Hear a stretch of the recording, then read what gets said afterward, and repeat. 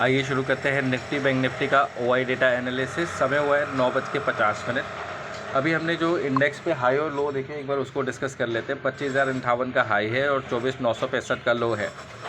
ठीक है, अगर हम बात करें बैंक निफ्टी की तो इसका 55,512 का हाई है और 55,296 का लो है। ठीक है, ऑप्शन डेटा पे चलते हैं। इंडिया वेक्स ग्रीन में ट्रेड कर रहा है 17.14 के लेवल पे, तो वॉलेटिलिटी बढ़ने के चांसेस लग रहे हैं यहाँ से। अब यहाँ से कौन से लेवल हो गए जिनको हमको फोकस करना है वो एक बार देख लेते हैं। ठीक है, यहाँ से डेटा ऐसा है, मिक्स डेटा है। इमीडिएट सपोर्ट जो है आपके लिए अब 55,000 पे, मतलब 55,200 पे दिख रहा है, बट वो हल्का फुल्का है। तो 55,000 का एक लेवल होगा जो आपके लिए सपोर्ट का काम करेगा। इनकेस इसके नीचे निकले तो सीधे 54,400 54,500 की रेंज होगी जहाँ पे आपको सपोर्ट मिल सकता है।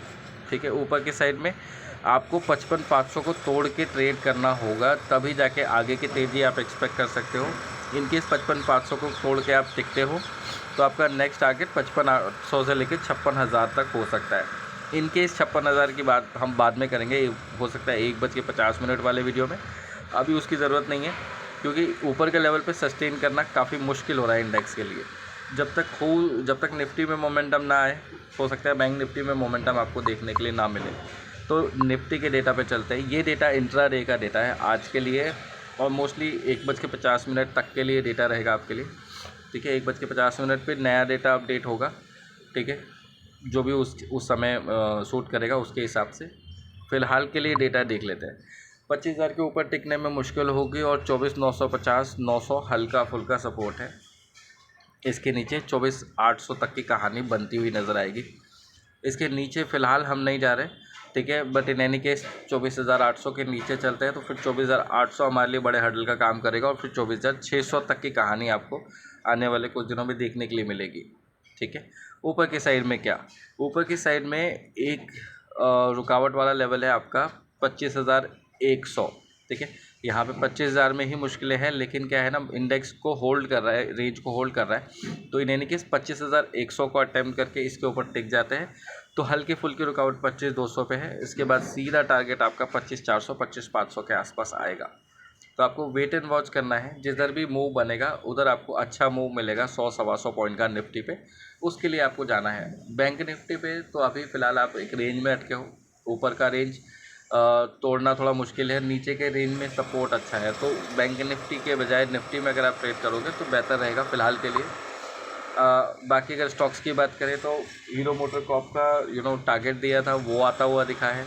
इसकी 4400 वाली कॉल का हमारा टारगेट था 120 का, ऑलमोस्ट आ चुका है 99 के आसपास, हमने इसको रिकमेंड किया था।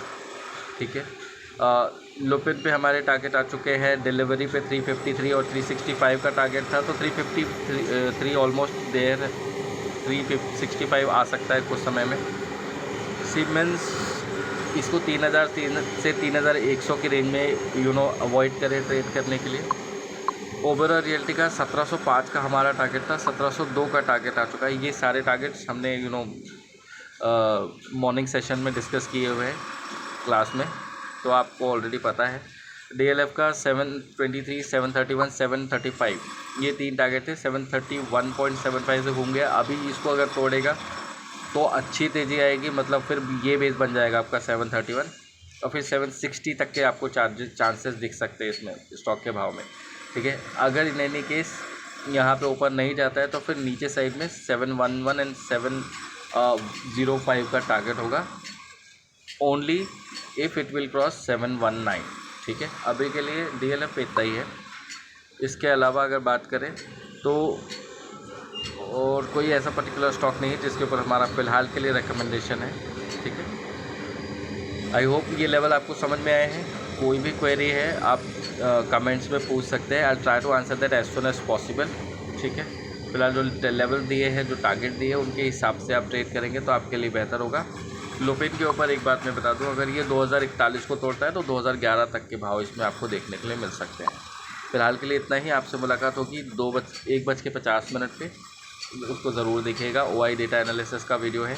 और एक चीज़ और, जब भी आप ट्रेड करें, जो आपको लेवल बताए हैं उसके साथ साथ आपको क्या करना है, ओआई डेटा में जाना है। यहाँ से आप OI डेटा में जा सकते हैं। ये अपस्टॉक्स का प्लेटफॉर्म है, आप किसी और प्लेटफॉर्म से भी कर सकते हैं। आपको OI डेटा में जाना है और रिफ़्रेश करना है और फिर देखना है कि पोजीशन क्या बन रही है।